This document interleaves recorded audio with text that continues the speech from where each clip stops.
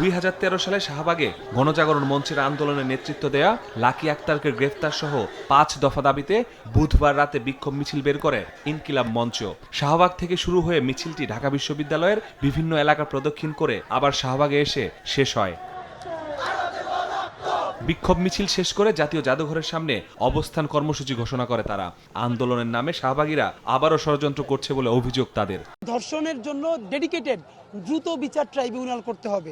মিথ্যা ধর্ষণ মামলা করে তাহলে তাকেও আইনের আওতায় আনতে হবে। নিরস্ত্র পুলিশের উপরে বর্বর হামলা করেছে, বাংলাদেশকে নতুন করে একটা থ্রেটের মধ্যে নিয়ে যাচ্ছে। সেই লাকি গংদেরকে যারা শাহবাগের কসাই, তাদেরকে অতি দ্রুত গ্রেফতার করে বিচারের মুখোমুখি করতে হবে। যেই আওয়ামী লীগ বাংলাদেশের মানুষকে গুম খুন নির্যাতনের মাধ্যমে জিম্মি করে রেখেছিল, সেই আওয়ামী লীগ বাংলাদেশ থেকে 5ই আগস্ট বিতাড়িত হওয়ার পরেও তাদেরকে এখন পর্যন্ত কেন নিষিদ্ধ করা হয় নাই?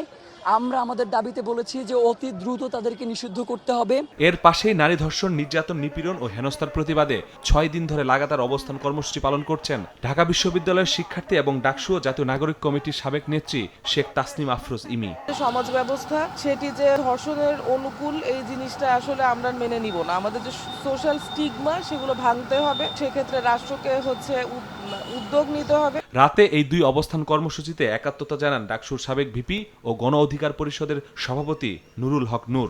বলেন, যৌক্তিক দাবি আদায়ে সরকারকে চাপ দিয়ে বাধ্য করা হবে, কিন্তু এই সরকারকে ব্যর্থ হতে দেয়া যাবে না।